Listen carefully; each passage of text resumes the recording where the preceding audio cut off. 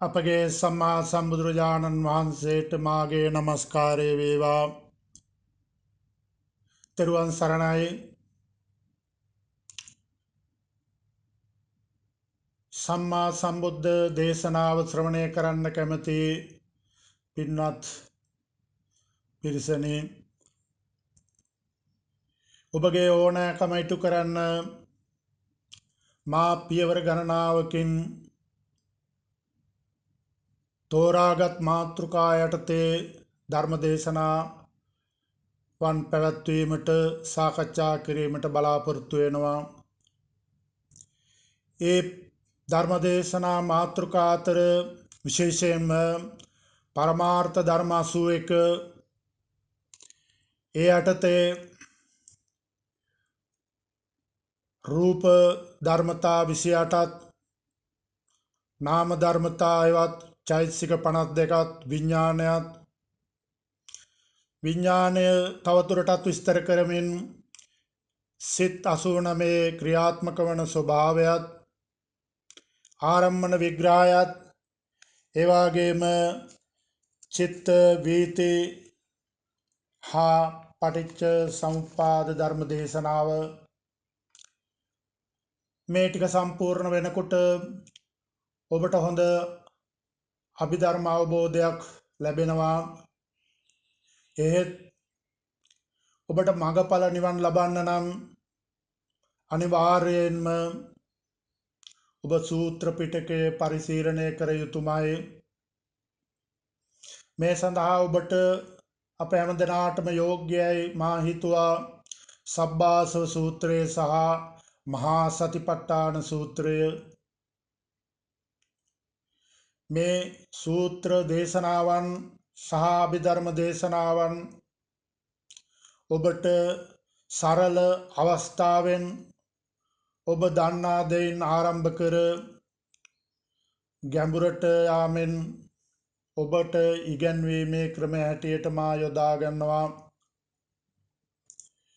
ඔබගේ ජීවිතය කියවා ගැනීම සඳහා ඔබට උපකාර වන ආකාරයට වරකට විනාඩි 30ක් පමණ කෙටි කාලයක් තුල මේ ධර්ම සාකච්ඡාව පැවැත්වීම මා ඉලක්ක කර තිබෙනවා. මේ ධර්ම දේශනාවන් පැවැත්වීම සඳහා මා ඉලක්කගත කරන්නේ වර්තමාන අපහසුතා මැද්දේ උසස් අධ්‍යාපනය ලබන, ඒ අධ්‍යාපන ඉලක්ක ඉටු කර ගැනීමට සඳහා වෙහෙස මහන්සි වෙන දරුවනුත්, ඒ වගේම අඛණ්ඩව අසීමිතව වැඩ කරමින් තමන්ගේ පවුලට සැපවත් අනාගතයක් ලබා දීම සඳහා වෙහෙස මහන්සි වෙන, වැඩ කරන, සේවය කරන ඒ පිරිසත්, මේ දෙකොල්ලම කාර්ය ඉතාමත්ම විශිෂ්ටයි, යහපත්, ඒක විය යුත්තක්. ඒ වගේම මේ පිරිස අතර දරුවෝ හැම වෙලාවෙම දෙමාපියන්ගේ වියදමට සාධාරණයක් ඉටු කරන්න බලනවා. ඒ වගේම වැඩිහිටි රැකියා කරන පිරිස් තමන්ගේ පවුල සුරක්ෂිතව සැපවත් කිරීම සඳහා කෙලවරක් නැති දුක් විඳිනවා. මේක කළ යුත්තක්. ධර්මය ප්‍රතික්ෂේප කරන්නේ නැහැ. එහෙත් ඔබවත් නොදැන ඔබේ කය දුර්වල වෙලා යනවා. ඔබට ඔබ ගැන හිතන්න කාලයක් එළඹෙනකොට ඔබ ඉතාමත්ම දුර්වල මට්ටමේ කයක් තියෙන, බුදුන් වහන්සේ පවසන පරිදි ප්‍රමාද වූ කෙනෙක් බවට පත් වෙනවා. එහෙම වුණාට පස්සේ ඔබට ගොඩාක් දුක පමණයි පවතින්නේ. මේ මා ඉලක්ක කළ දෙකොල්ලම නවීන තාක්ෂණය භාවිතා කරනවා. සම්මත විද්‍යාව හොඳින් ඉගෙනගෙන තියෙනවා. නමුත් මේ අයට ධර්ම ග්‍රන්ථ කියවීමටවත් ධර්ම දේශනාවලට සහභාගී වෙන්න වෙලාවක්වත් නැති බවත් මා ඉතා හොඳින් දන්නවා. ඒකට කමක් නැහැ. ඔබට ඉතා කෙටි විවේකයන් පවතින බව ඒකත් මා හොඳටම දන්නවා. ඒ නිසා ඒ කෙටි විවේක කාලය තුල ඔබගේ ජීවිතය ඔබටම කියවා ගැනීම සඳහා මේ ධර්මය ඔබට උපයෝගී කරගන්න පුළුවන්කම තියෙනවා. ඔබට කාලයක් පවතිනවා. ඒ අනුව ඔබට ස්ථීර ගමනක හොඳ ධර්ම අවබෝධයකින් ලබා ගන්න කාලය පවතිනවා. මේ කාලය මඟ හරින්න එපා. ඔබේ කාලය එහෙම මඟ හැරියොත් ඔබට යම් දවසක ඔබගේ පවුලෙන්ම ඔබ තනි කරනවා, නැත්තම් තනි වෙන්න වෙනවා. එහෙම අවස්ථාවකට පත් වුණාම ධර්ම අවබෝධය හොඳට පැවතුණා නම්, දර්ශන ඥානය ඔබ තුළ පැවතුණා නම් ඔබට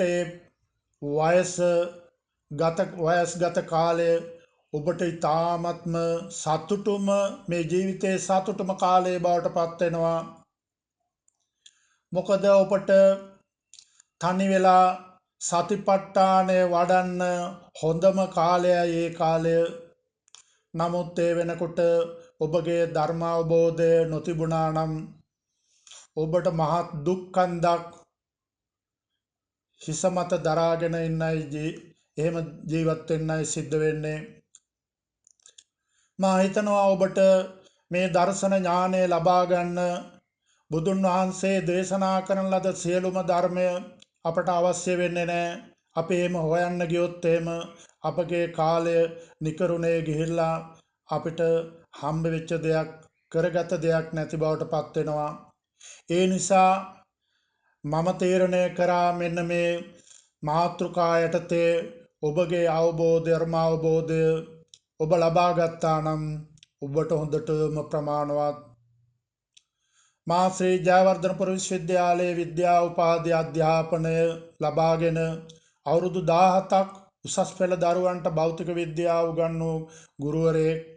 ඒ වගේම ඉතිරි කාලය මා විදුහල්පති ලෙස කටයුතු කළා. මා එදත් අදත් යම් කෙනෙකුගේ යහපත් මාර්ගයට අවශ්‍ය අවබෝධය දෙන්න කටයුතු කරනවා. ඒක තමයි මගේ ක්‍රියාව. ඔබේ ජීවිතය කියවා ගන්න සමහර විට මගේ ජීවිත අත්දැකීම් ඔබට ප්‍රයෝජනවත් වෙන්න පුළුවන්. ඒ නිසා මම හිතුවා ඔබට මගේ ජීවිතය යම් ප්‍රමාණයක් ඔබට අවබෝධ කරවන්න ඕනේ කියලා. මම ඉගෙන ගන්න ශාස්ත්‍රය තුල මට ධර්ම අවබෝධයක් තිබුණේම නැහැ. පාසු මූලාශ්‍ර තිබුණෙත් නැහැ. අද වාගේ මම දැනගෙන සිටියේ සමාජයෙන් ඈත්ව මේ භාවනාවෙන් තමයි බුදුරජාණන් වහන්සේ පෙන්වා දුන්න ඒ දර්ශනේ පවතින්නේ කියලා. එහෙම හිතලා මට අවුරුදු 20ක් 27ක් වෙන වයසේදී මම කඳුබඩ ආරණ්‍ය සේනාසනේ මාසයක් භාවනාව වැඩුවා. ඒ සඳහා මට ඒ ධර්ම දේශකයන් වහන්සේලා උදව් උපකාර කරා. නමුත් ඒ භාවනාව තුළ මම බොහොම සැපයක් අත්විඳා, මානසික සුවයක් අත්විඳා. ඒකට මම නිතර ලෝභ කරා. මේ නිසාම නිතර ඒ ආරණ්‍ය සේනාසනේ භාවනා කරන්නත්, ඒ වගේම ලංකාවේ ඉතා ප්‍රසිද්ධ ස්ථිර භාවනා මධ්‍යස්ථානවල භාවනා කරන්නත් මා පුරුදුව සිටියා. ඒ වුණාට මගේ ජීවිතය ක්‍රමයෙන් ගෙවී ගියා. මට දැනුණා මා අතරමං වුණු ස්වභාවයක්. මට ධර්මය තුර ස්ථිර පදනමක් ලැබුණේ නැහැ. මෙහෙම ඉන්න අතර කාලයේදී මට අහම්බෙන් මගේ ජීවිතය වෙනස් කරන ධර්ම දේශනාවක් ශ්‍රවණය කරන්න ලැබුණා. ඒ ධර්මයේ දේශනා කරේ මටමයි. ඒ මගේ ජීවිතයමයි විග්‍රහ කළේ. ඒ කවුරුවත් නොවේ අපගේ පූජ්‍යපාද මීමුරේ ධම්වංශ නාහිමියන්. උන්වහන්සේගේ ධර්මයට මට ගොඩක් ආස හිතුණා. උන්වහන්සේව සොයාගෙන ගියා කෑගල්ලට. උන්වහන්සේව ඇසුරු කළා. උන්වහන්සේගේ මම දැනගත්තා උන්වහන්සේද විශාල කාලයක් වනගතව දැඩි වීරයකින් යුතුව මේ භාවනාවේ යෙදුන උත්තම වහන්සේ කෙනෙක්. උන්වහන්සේත් ප්‍රකාශ කළා උන්වහන්සේට ධ්‍යාන සෝය හොඳට අත්විඳින්න ලැබුණා. නමුත් භාවනාවෙන් මිදෙනකොට ස්ථිර දෙයක් ලැබුණ නැති බව. උන්වහන්සේ එය තේරුම්ගෙන උන්වහන්සේට පාලි භාෂාවේ ඇසුර නිසාත් ඒ වගේම අපට වඩා ධර්මය තුල ජීවත් වූ නිසාත් උන්වහන්සේට හැකියාව ලැබුණා ත්‍රිපිටකය කියවන්න. මේ ත්‍රිපිටකය කියවලා උන්වහන්සේ ධර්මය අවබෝධ කරගත්තා. ඒ ධර්මය අවබෝධ කරගෙන මේ මංමුලා වූ පිරිස්වත ධර්මය දේශනා කළා. ඒ දහම් බිඳක් තමයි මටත් අහම්බෙන් ශ්‍රවණය කරන්න ලැබුණේ. මේ නිසා උන්වහන්සේ අපට මේ කියා දුන්න දහම තුල මට ලොකු වෙනසක් ඇති කරගන්න පුළුවන්කම තිබුණා. එකල මතයක් පැවතුණා මේ කාලේ මඟඵල ලබන්න බෑ. ඔබ පින් කරන්න, පින් කරලා අනාගත බුදු කෙනෙක් ළඟ උපදින්න ප්‍රාර්ථනා කරන්න. ඒ අනුව ඔබට මඟඵල ලබන්න පුළුවන්. එහෙම නැත්නම් මේක ඉටු කරගන්න බෑ කියන මතය. මේක හරියට ස්වාමීන් වහන්සේලා අතරත් ගිහියන් අතරත් පැවතුණා. මෙහෙම ධර්මය අධ්‍යාපනය ලබාගෙන යන මේ කාලය තුල මට තවත් සුවිශේෂ වූ දේශනාවක් ශ්‍රවණය කරන්න ලැබුණා.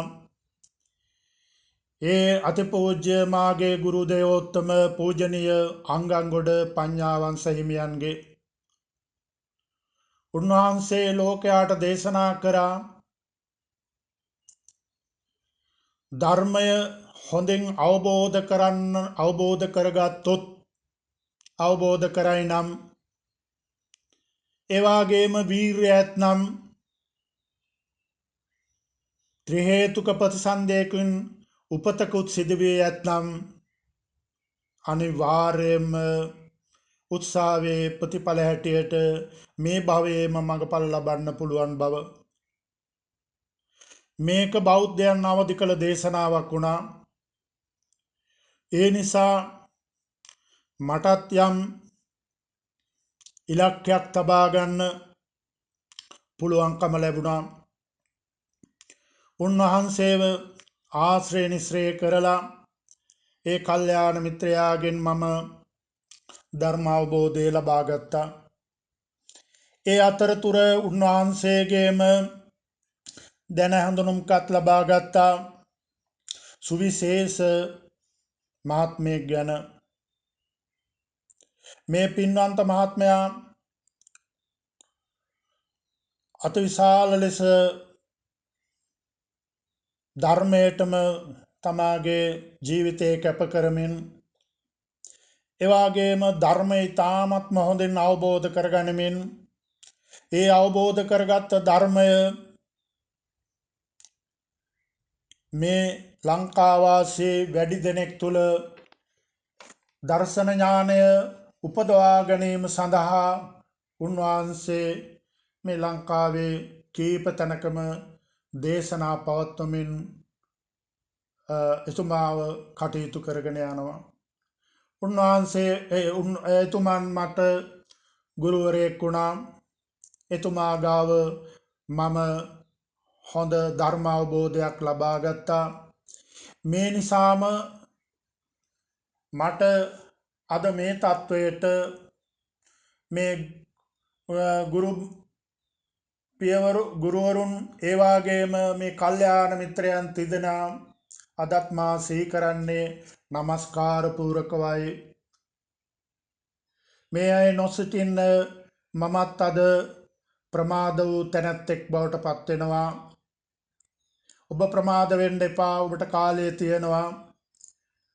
ටිකෙන් ටික ධර්මය අවබෝධ කර ගනිමින් ඔබට විවේකයේ ලද හැම අවස්ථාවකම මානසිකාරයට මුල් තැන දෙමින් එවාගේම ධර්මයේ මනවින් ඉගෙන ගත්තාම ඔබට ඔබේ ජීවිතය ඉතාමත්ම සතුටින් ගෙවන්න පුළුවන්. මේ ධර්මයේ ඉතාමත්ම ධර්ම රසයක් තියෙන, මේක අනුන් ගැන ඉගෙන ගන්න දෙයක් නෙවෙයි, ලෝකය ගැන ඉගෙන ගන්න දෙයක් නෙවෙයි, තමන් ගැනම තමාගේ සිදුවන ක්‍රියාවලීන් පිළිබඳව අවබෝධයක් ලබා ගන්න ධර්මයක්.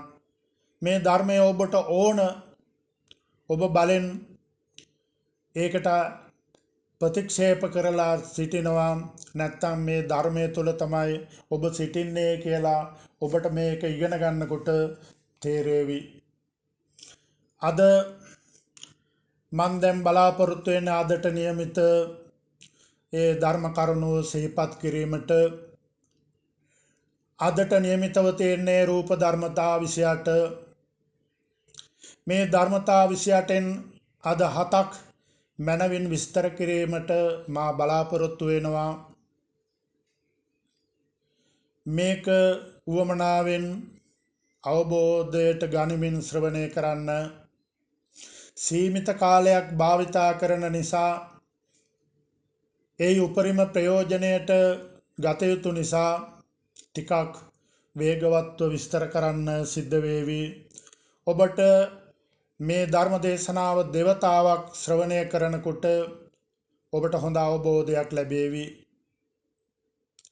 මෙන්න මේ අදට નિયમિત රූප ධර්මතා 7න් සතර මහා භූත රූප.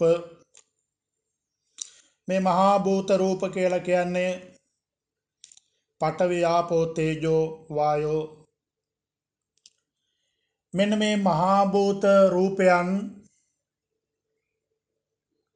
ද්‍රව්‍යයක්, දෙයක් හැටියට ඔබ ගන්න යන්න එපා. එහෙම වුණොත් ඔබ මුලා වෙනවා. මේක අද විස්තර කරන්න පුළුවන් මට ශක්තියින් 4ක් කියලා. මෙන්න මේ මහා භූත රූපයකට පුළුවන්කමක් දෙනවා නම් එක්තෙන් සැකසුනාම යම් ක්‍රියාවක්, යම් දෙයක් සිදු කරන්න, එහෙනම් ඒ දෙයට ශක්තියක් පැවතින්නම ඕන. ඒ අනුව මේවා ශක්තියන් 4ක් ලෙස විස්තර කරන්නත් පුළුවන්. මෙන්න මේ ශක්තියන් ගැන යම් අවබෝධයක් දෙන්න උත්සාහවත් කරන්නම් මම. ඔබ නිතර කතා කරන, භාවිතා කරන විද්‍යුත් ශක්තිය තියෙනවා, තාප ශක්තිය තියෙනවා, ධ්වනි ශක්තිය තියෙනවා, විභව ශක්තිය තියෙනවා. මේ එකක්වත් ඔබවත් මමවත් දැකලා නැහැ. ඒ කියන්නේ මගේ ඇහැට මේක දකින්න බෑ. මගේ ඇහැට මේක පැහැදිලිව විද්‍යාමාන වෙන එකක් නෙවෙයි. නමුත් මේ ශක්තියින් නිසා යම් යම් ක්‍රියාවන් සිදුවෙන බව ඔබ දැකලා තියෙනවා. ඒ නිසා ඒ ශක්තියේ ස්වභාවය, ගතිය, ඒ ක්‍රියාවන් තුළින්, ඒ සිදුවන දේ තුළින් අපිට වටහා ගන්න පුළුවන්, අවබෝධ කරගන්න පුළුවන්. ඒ වාගේමයි මෙන්න මේ සතර මහා භූතත්. මේ සතර මහා භූත අපට කිසිම දාක බලන්න විද්‍යාමාන වෙන්නේ නැහැ. තාමත්ම කුඩයි. අපි දන්න ඉලෙක්ට්‍රෝනයටත් වඩා ඉතාමත්ම කුඩයි. එහෙව් කුඩා ඒකකයක් අපේ සම්මා සම්බුදුරජාණන් වහන්සේට පමණයි දකින්න පුළුවන්. උන්වහන්සේගේ බුද්ධ ඥාණයට පමණයි ගෝචර. උන්වහන්සේ මේවා අද නෙවෙයි දේශනා කරේ, දැනට අවුරුදු 2700කට පෙර, 600කට පමණ පෙර. මේ දේශනා කරන ධර්මයන් අදත් පරම සත්‍යයි, අකාලිකයි. මේ පඨවි භූත රූපය බහුලව පවතින තැනක අපට ගතියක් දැනෙනවා, තද ගතිය සහ මෘදු ගතිය. පඨවි රූපය නැත්නම් පඨවි භූත රූපය බහුලව පවතින තැනක අපට අත්දකින්න පුළුවන්, අපට විද්‍යාමානයි තද ගතිය සහ මෘදු ගතිය. ඒ පරාසය තුළ තියෙන ඕනෑම අවස්ථාවක්.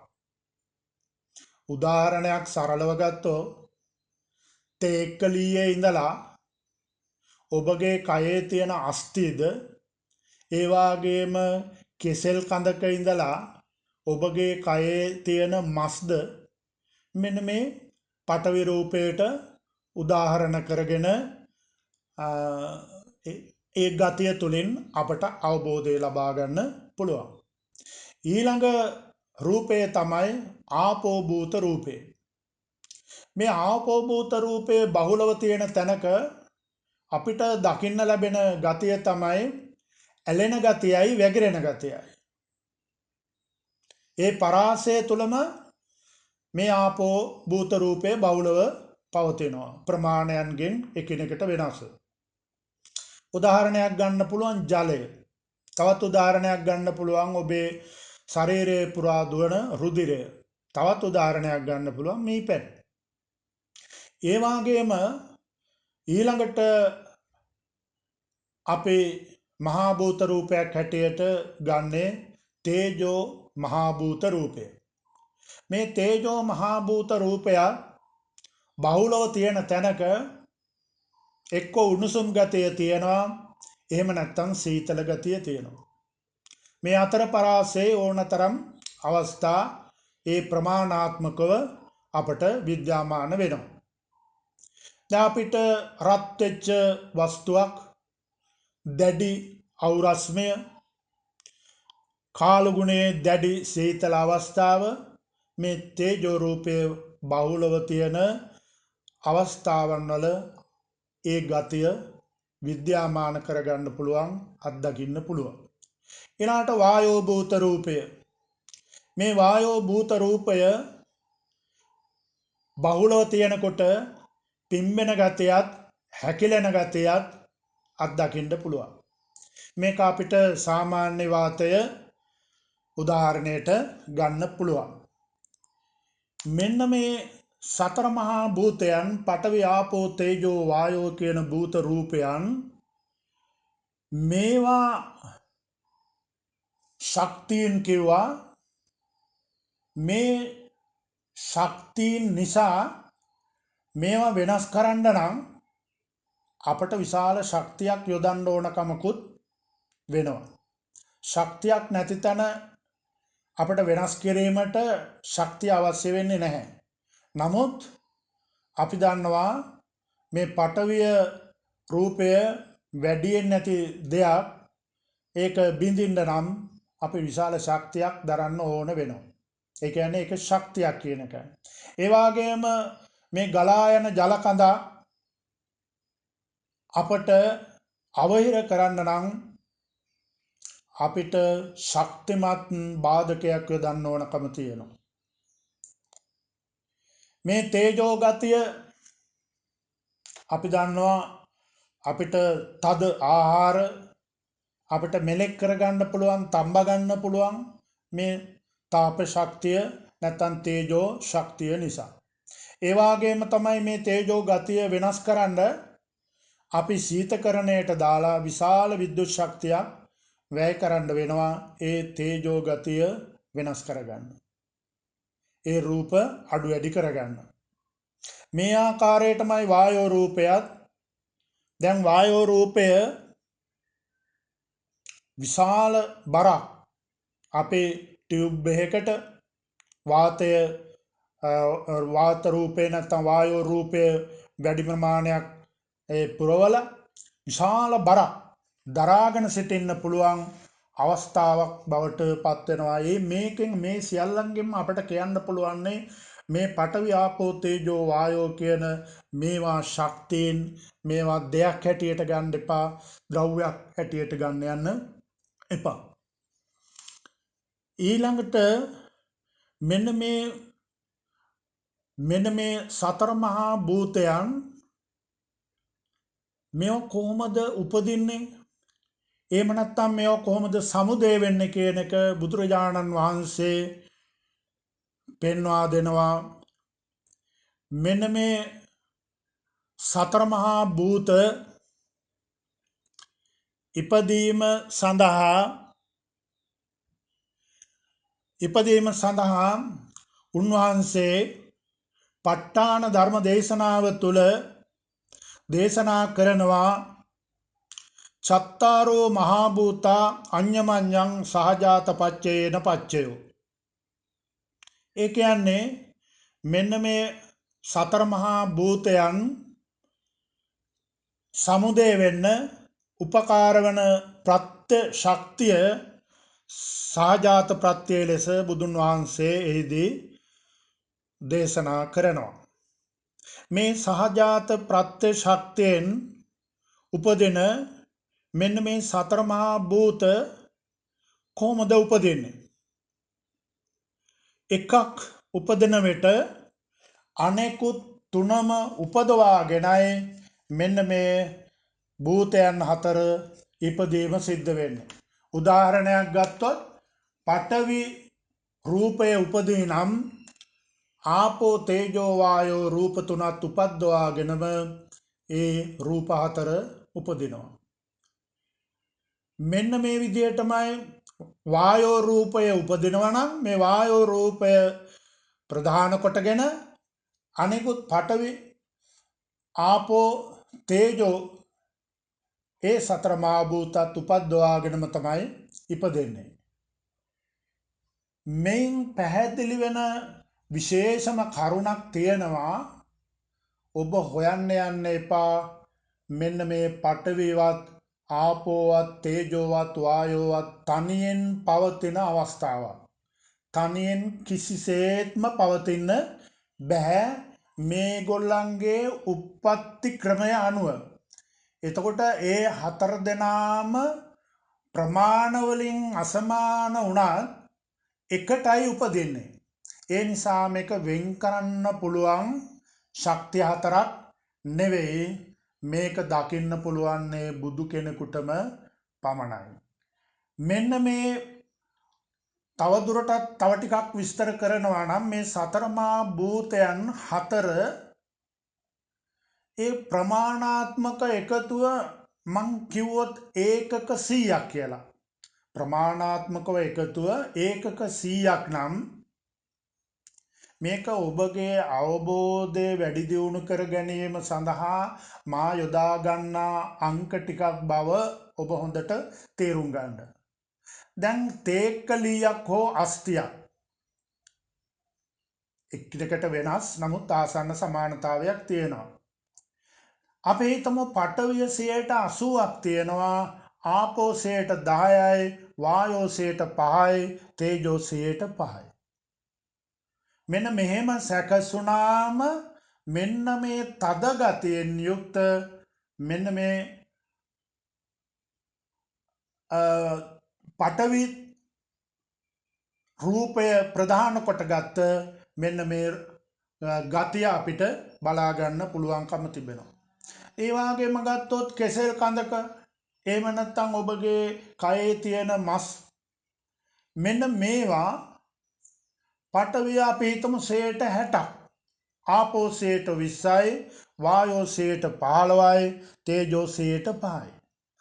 මේ අවබෝධය සඳහා ගත්ත අංක බව හොඳින් අවබෝධ කරගන්න. එතකොට ආපෝ රූපේ බහුල එක්ක ජලය එහෙම නැත්නම් රුධිරය. මේකේ තියෙන්නේ පඨවිය 20යි නම් ආපෝ 60ක්, වායෝ 10යි, තේජෝ 5යි. එතකොට මේකේ ආපෝ ගතිය 60 ප්‍රමාණය වැඩි වෙලා තියෙනවා. මෙන්න මේ ආකාරයට තමයි මෙන්න මේ සතර මහා භූතයන් විවිධ ප්‍රමාණාත්මකව මිශ්‍ර වෙලා ඉපදෙන්නේ.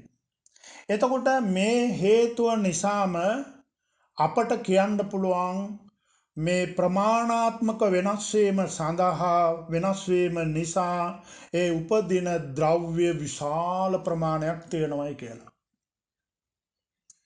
එතකොට මේ විශාල ප්‍රමාණයකින් ද්‍රව්‍යවල පවතින මෙන්න මේ පඨවි රූපය බහුල, ආපෝ රූපය බහුල, තේජෝ රූපය බහුල, වායෝ රූපය බහුල, මෙන්න මේ උපන් මේ රූප උපන් මේ ද්‍රව්‍ය වෙනස් වෙනකොට ඒවාටම ආවේනික වූ තවත් රූප 3ක් උපදිනවා. ඒවාටම ආවේනික වූ තවත් රූප 3ක් උපදිනවා. ඒවා නම් අපිට කියන්න පුළුවන් උපාදාය රූප කියලා. ඒ කියන්නේ වර්ණ රූපය, ගන්ධ රූපය, රස රූපය. දැන් උදාහරණයක් ගත්තොත් එහෙම ජලයට වර්ණ රූපයක් තියෙනවා, ගන්ධ රූපයක් තියෙනවා, ඒ වගේම රස රූපයක් තියෙනවා. දැන් රුධිරය ගත්තොත් වර්ණ රූපයක් තියෙනවා, ගන්ධ රූපයක් තියෙනවා, රස රූපයක් තියෙනවා. ඒ වගේම ඔබගේ අස්තියක් ගත්තොත් ඒකට වර්ණ රූපයක් තියෙනවා, ගන්ධ රූපයක් තියෙනවා, රස රූපයක් තියෙනවා. මෙන්න මේ ගන්ධ වර්ණ රස රූප අර ද්‍රව්‍ය වෙනස් වෙනවත් එක්කම ඒ ප්‍රමාණාත්මකව සකස් වෙන භූත රූප සකස් වෙන ක්‍රමය වෙනස් වෙනවත් එක්කම එහෙනම් මෙන්න මේවත් අනන්ත ප්‍රමාණයකින් වෙනස් වෙනවා. මේවා අපට විද්‍යාමාන වෙන්නේ බොහොම ටිකයි. අපේ ඇහැට විද්‍යාමාන වෙන්නේ රූප ඉතා කුඩා ප්‍රමාණයයි. ඒ වගේම නාසයට ගන්ධ රූප වෙනස් විදියට අත්දකින්න පුළුවන් ඉතා කුඩා ප්‍රමාණයයි. අපේ දිවට රස විඳින්න පුළුවන් ඉතාමත්ම කුඩා රූප ප්‍රමාණය. නමුත් අපට නොදැනෙන විශාල රූප ප්‍රමාණයකුත්, ගන්ධ රූප ප්‍රමාණයකුත්, රස රූප ප්‍රමාණයකුත් පවතින බව ඔබ හොඳින් තේරුම් ගන්න. ඉතින් මේ කාලයත් මට බලපෑමක් ඇති කරන නිසා, නමුත් ඔබට මෙන්න මේ දේ මම අවසානයේට කියනවා, මෙන්න මේ භූත රූප ඉපදිලා පැවතිලා මිය යනවා. ඒ සඳහා ගතවන කාලය නැත්නම් ආයුෂය චිත්තක්ෂණ 17යි. මේ චිත්තක්ෂණය කියන ආයු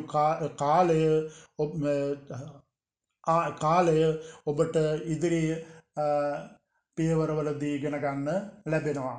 මෙන්න මේ බුදුරජාණන් වහන්සේ මේ ධර්මතා 7 ඇතුළු ඒ සියලු ධර්මතා ඉදිරිපත් කරේ මේ උපදිලා පැවතිලා මැරිලා යන ස්වභාවය නිසා, මේ අනිච්ච ස්වභාවය. මෙන්න මේ ධර්මතාවල තියෙන සංකත ස්වභාවය, ඇති වෙලා නැති වෙන ස්වභාවය තේරුම් ගන්න. බුදුරජාණන් වහන්සේ ධර්මය දේශනා කරේ බාහිර ලෝකය ඔබට හඳුනා දෙන්නවත් ඒ ගැන ලක්ෂණ කියලා දෙන්නවත් නෙවෙයි, ඔබට ඔබම තේරුම් ගැනීම සඳහා මේ ධර්මය ඔබට මේ පරමාර්ථ ධර්ම අවබෝධ කර දීම බුදුරජාණන් වහන්සේ අපට කල්යාණ මිත්‍රයෙක් ලෙසින් උන්වහන්සේගේ සද්ධර්මය තුළින් අපට ශ්‍රවණය කරන්න ලැබුණා. ඒ නිසා ඔබ මේ ධර්මය කීප විටක් අසා තේරුම් ගන්න. ඊළඟ පියවරේදී ඉතිරි ධර්ම සාකච්ඡා මේවාත් නැවත මතක් කිරීමට බලාපොරොත්තු වෙනවා. සියලු දෙනාටම තෙරුවන් සරණයි.